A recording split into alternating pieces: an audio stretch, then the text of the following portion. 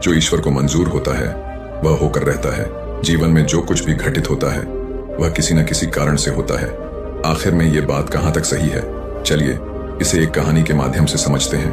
और हाँ, आप लोग कहानी में हमारे साथ अंतिम तक बने रहे, क्योंकि यह कहानी आपकी सोच बदलने वाली है। तो चलिए बिना टाइम वेस्ट किए कहानी को शुरू करते हैं। अंग नाम के एक राज्य पर राजा हर्षवर्धन का राज्य हुआ करता था। राजा हर्षवर्धन एक बहुत ही परोपकारी और दयालु स्वभाव के राजा थे। जो कोई भी राजा के दरबार में फरियाद लेकर आता वह मुंह मांगी मुराद पाता। उनके बारे में यह बात मशहूर थी कि उनके दरवाजे पर आने वाला कोई भी आदमी खाली हाथ वापस नहीं जाता था।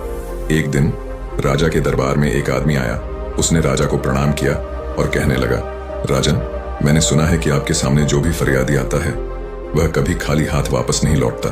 अगर ऐसा है तो क्या 3 दिन के लिए आप मुझे अपनी राजगद्दी सौंप सकते हैं?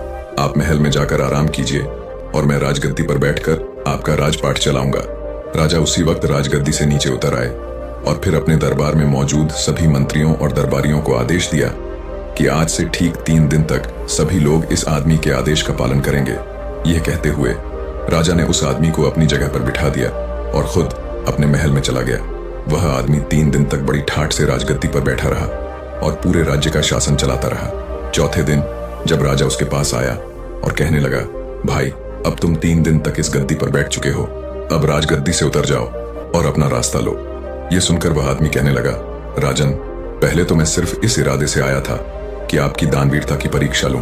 सच में मैंने जैसा आपके बारे में सुना था उससे कहीं बढ़कर आपके बारे में पाया है, लेकिन अब 3 दिन तक इस राजगद्दी पर बैठने के बाद मेरा इरादा बदल गया है। इस राजगद्दी से उतरने का मेरा दिल नहीं चाहता। आपको तो सारी दुनिया ईश्वर का अवतार कहती है। मैं आपसे प्रार्थना करता हूं कि यह राजगद्दी और राजपाट ईश्वर के नाम पर मुझे दान में दे दीजिए। राजा ने जब उसकी बात सुनी तो मुस्कुराते हुए कहने लगे, लो भाई, यह राजगद्दी और यह राजपाट आज से तुम्हारा हो गया। अब तुम इसे संभालो, मैं चलता हूं। यह कहकर राजा अपने महल में वापस आ गए। उन्होंने रानी को सारी बात बताई। रानी भी महाराज की तरह बहुत ही नेक दिल थी। उन्होंने शिकायत का एक शब्द भी अपनी जुबान पर नहीं आने दिया। राजा और रानी अपने दोनों बेटों को लेकर महल से बाहर निकल पड़े। जाने से पहले उन्होंने अपने राजसी वस्त्र त्याग दिए और साधारण वस्त्र पहन लिए। राजा को ईश्वर पर बड़ा ही विश्वास था। वह मन ही मन में सोचने लगे, लगता है परमात्मा ने मेरे लिए कुछ और ही सोच रखा है। राजा अपनी पत्नी और दोनों बेटों को लेकर सफर पर रवाना हो गए। राजा सोचने लगा, कल तक मेरी सवारी के लिए सैकड़ों हाथी और घोड़े मौजूद थे, आज पैदल चलना पड़ रहा है।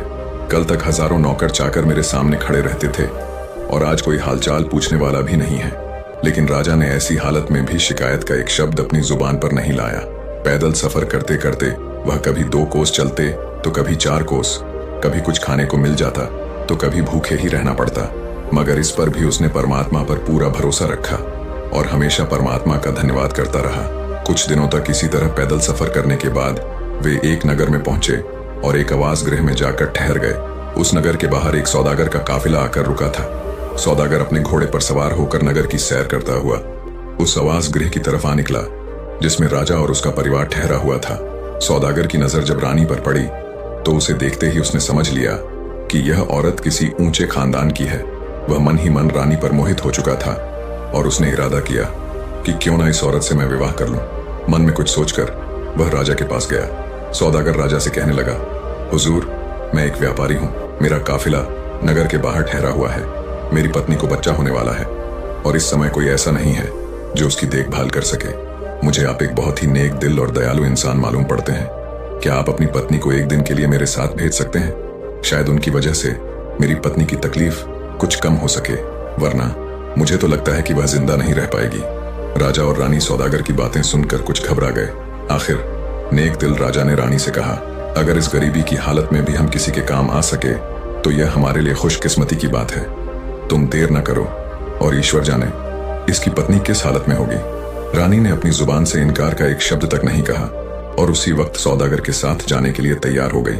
आवास गृह से बाहर आकर सौदागर कहने लगा, मेरा काफिला शहर से काफी दूर है और मुझे यहाँ पर आए हुए काफी देर हो चुकी है। आप ऐसा कीजिए, मेरे साथ मेरे घोड़े पर बैठ जाइए ताकि हम जितनी जल्दी हो सके काफिले तक पहुंच जाएं।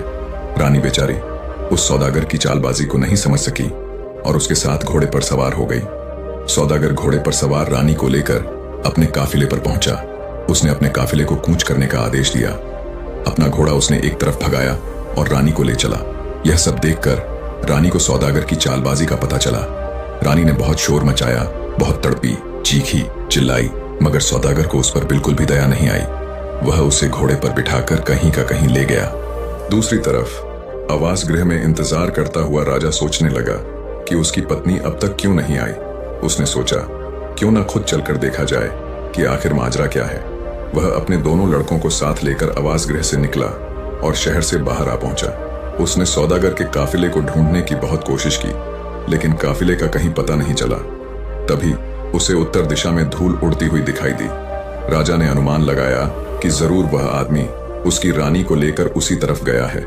राजा भी अपने दोनों लड़कों को लेकर उस दिशा की तरफ चल दिया जिस तरफ काफिला गया था। थोड़ी दूर चलने के बाद राजा रास्ता भटक गया और कहीं दूसरी जगह जा निकला, जहां उसके सामने एक नदी बह रही थी। राजा ने इधर उधर देखा कि शायद नदी पार करने के लिए कोई नाव मौजूद हो, लेकिन वहां पर कोई नाव नहीं थी। उसने कुछ देर तक सोचा और फिर बड़े लड़के को नदी के किनारे पर बिठाया, छोटे लड़के को अपने कंधे पर बिठाया और नदी में उतर गया। राजा का इरादा था कि पहले छोटे बेटे को नदी के पार पहुंचा देगा और फिर वापस आकर बड़े बेटे को ले जाएगा। लेकिन इंसान सोचता कुछ और है और होता कुछ और है। वह छोटे लड़के को कंधे पर उठाकर बड़ी मुश्किल से नदी के बीचों बीच पहुंचा। तभी उसे बड़े लड़के की चीख सुनाई दी। उसने मुड़कर देखा तो एक जंगली भालू उसके बेटे पर हमला करने वाला था। राजा अपने बेटे की चीख सुनकर घबरा गया।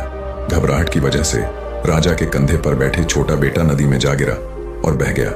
अब तो राजा खुद भी बहुत परेशान हो गया। वह जैसे तैसे नदी के एक किनारे तक जा पहुंचा। राजा यह समझ रहा था कि उसके बड़े बेटे को जंगली भालू ले गया और छोटा बेटा नदी में डूब गया। पहले तो राजपाट हाथ से गया, फिर रानी भी मुझसे छीन गई, अब दोनों लड़के भी मुझसे बिछड़ गए। राजा मन ही मन बहुत दुखी था। इसी हालत में वह चलते चलते दोपहर के समय एक नगर के पास जा पहुंचा। उसने देखा कि शहर के बीचों बीच एक खुले मैदान में लोगों की भीड़ जमा थी। भीड़ को देखकर राजा हैरान हो गया और सच्चाई मालूम करने के लिए उस तरफ बढ़ने लगा। उस नगर का यह रिवाज था कि वहां के राजा की जब मौत हो जाती थी तो सभी दरबारी और मंत्री शहर के लोगों के साथ एक मैदान में इकट्ठा हो जाते थे। फिर एक बाज को उड़ाया जाता। यह बाज जिसके भी सिर पर बैठ जाता उसी को राजा मान लिया जाता था और राजगद्दी भी सौंप दी जाती थी। और इसी कारण से वहां पर लोगों की भीड़ जमा थी। बाज छोड़ा जा चुका था, मगर अभी तक वह किसी के सिर पर नहीं बैठा था। किस्मत शायद उसी राजा का इंतजार कर रही थी। जैसे ही राजा वहां पर पहुंचा, बाज जाकर उसके सिर पर बैठ गया। बाज का उसके सिर पर बैठना था कि तुरंत सभी दरबारी हाथ जोड़कर उसके सामने आ खड़े हो गए और उसे अपना राजा मान लिया। वे सभी उससे प्रार्थना करने लगे, चलिए महाराज, अब आप ही इस देश के राजा हैं, चलकर अपनी गद्दी संभालिए। लेकिन राजा ने कहा, अरे भाई, मैं तो खुद राजपाट छोड़कर आया हूं। अपना राजपाट छोड़कर ही मैंने यह फकीरी हासिल की है। अब मुझे किसी भी तरह के राजपाट की कोई इच्छा नहीं है। राजा का ऐसा कहना था कि दरबारी समझ गए कि हमें इससे अधिक अच्छा राजा नहीं मिल सकता। वे सभी जिद करने लगे, आप ही हमारे राजा हैं। राजा के बार बार मना करने पर भी लोगों ने उसे अपना राजा बनाकर ही दम लिया। उसे राजा के कपड़े पहनाए गए, सर पर मुकुट रखा गया और महल में ले जाकर उसे राजगद्दी पर बिठाया गया। इसके बाद कई दिनों तक उस नगर में नए राजा के चुने जाने की खुशी में उत्सव मनाया गया। राजा ने भी मन ही मन इस राज्य को ईश्वर का पुरस्कार समझा और उस राज्य का राज्यपाट चलाने लगा। मगर दिल ही दिल में राजा दुखी रहता था। जब भी उसे अपनी पत्नी और अपने बेटों की याद आती तो उसकी आंखें नम हो जाती। अब जरा उन बेटों का भी हाल सुनिए। जिस लड़के को जंगली भालू उठाकर ले गया था, उसे रास्ते में ही एक शिकारी की नजर पड़ी। उसने अपना तीर कमान पर चढ़ाया और निशाना सीधा भालू पर लगाया। भालू वहीं पर ढेर हो गया और लड़के की जान बच गई। जो लड़का नदी में डूब गया था उसे एक मछुआरे ने बचा लिया। ये दोनों ही आदमी के औलाद नहीं थे और उन्होंने इन दोनों लड़कों को अपनी औलाद समझकर इनका पालन पोषण किया। ये दोनों ही आदमी उसी नगर के रहने वाले थे जहां इन लोगों का पिता राजा बन चुका था। दोनों ही लड़के अपने अपने घर में बड़े हुए और वहां के राजा की सेना में वे भर्ती हो गए। भाग्य का खेल ऐसा हुआ कि उन दोनों को राजा का अंगरक्षक बना दिया गया। समय बीतने की वजह से दोनों लड़कों की शक्ल सूरत अब बिल्कुल बदल चुकी थी। ना तो राजा उन्हें पहचान सका कि ये उसी के बेटे हैं और ना ही उन लड़कों को समझ में आया कि राजगद्दी पर जो इंसान बैठा है वही उनका पिता है, बल्कि उन दोनों को तो यह भी एहसास नहीं हुआ कि वे दोनों सगे भाई हैं।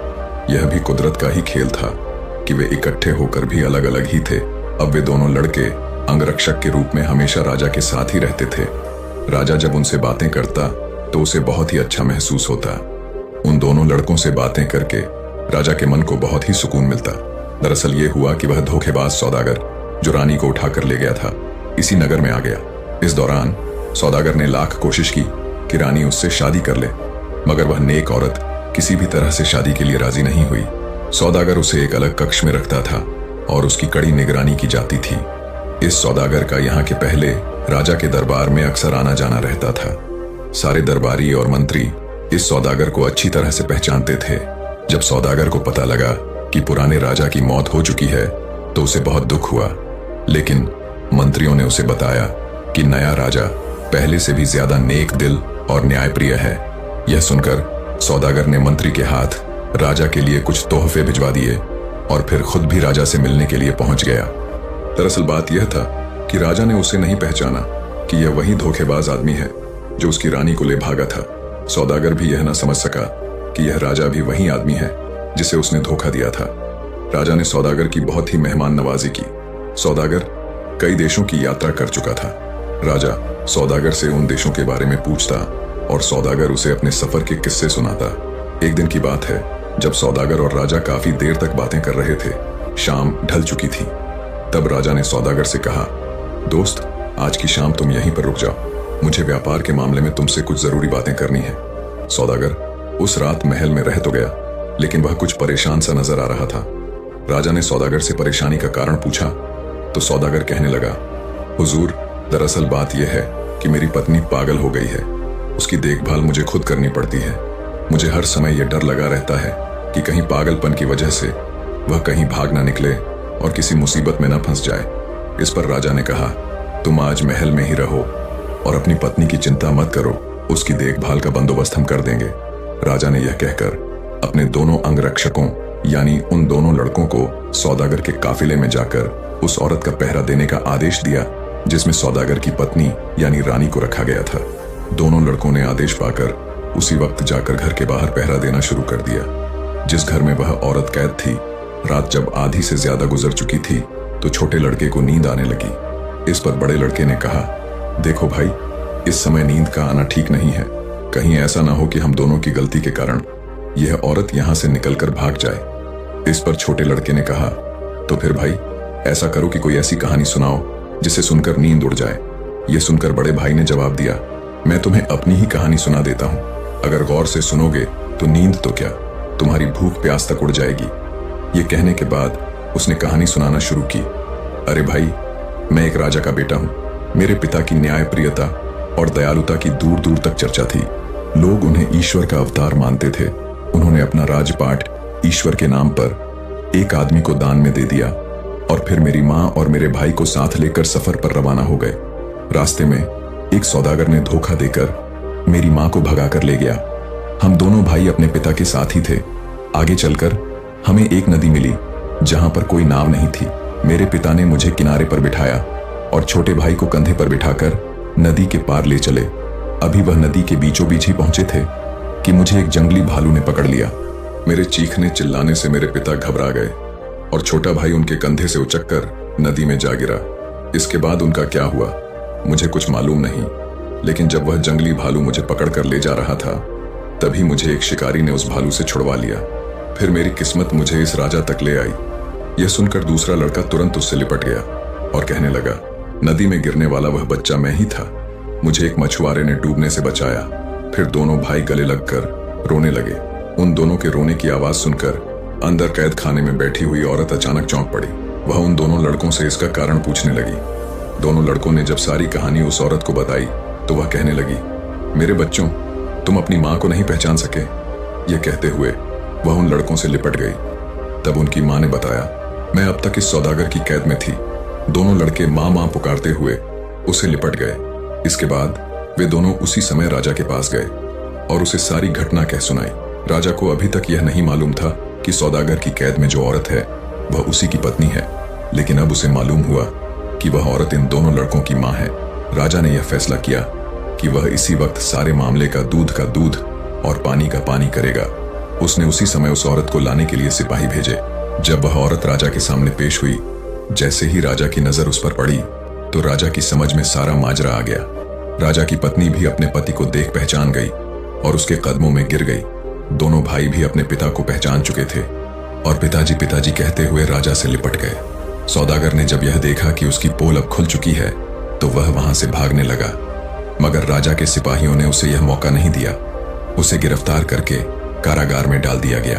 अगले दिन राजा ने उस सौदागर का सारा माल जब्त किया और उसे मृत्यु दंड दे दिया गया। अब जरा उस आदमी का हाल भी सुनिए जिसने राजा से राजपाट दान में हासिल किया था। राजपाट मिलने के बाद वह बहुत ही मनचला और निर्दयी हो गया था। अपने खजाने को भरने के लिए उसने प्रजा पर कई तरह के कर लगा दिए। बेचारी गरीब प्रजा उसके जुल्म से परेशान हो गई। यहां तक कि मंत्री और दरबारी भी इस राजा से परेशान हो चुके थे। वे सभी इसी चिंता में रहते थे कि किसी तरह से वह अपने असली राजा का पता लगा पाए ताकि इस अत्याचारी राजा को हटाकर एक बार फिर से उसे राजा बना दें। जब यह खबर उस राज्य तक पहुंची कि उनका राजा एक नए राज्य का राजा बन चुका है, तो एक मंत्री ने उस अत्याचारी राजा को जहर देकर मार डाला। इस तरह से उस अत्याचारी राजा का अंत हो गया और वह मंत्री राजा के पास आया। सभी दरबारियों की तरफ से उसने प्रार्थना की कि वह फिर से अपने पुराने राज्य का राज्यपाट संभाल ले। राजा के मन में भी अपने पुराने राज्य के लिए प्रेम जाग गया और वह अपने मंत्री के साथ उस राज्य में आया। इसके बाद वर्ष के 6 महीने वह अपने पुराने राज्य में रहता और फिर वर्ष के अगले 6 महीने वह अपने नए राज्य में रहता। इस तरह से वह दोनों राज्यों की बागडोर संभालता था।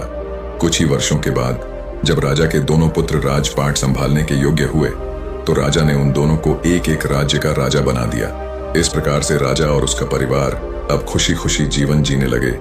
दोस्तों, कहते हैं कि ईश्वर को जो मंजूर होता है वह होकर ही रहता है। जब हम अपनी राहों में आने वाली मुश्किलों को समझते हैं तो हम जान पाते हैं कि हर बाधा हमें एक नई दिशा देती है।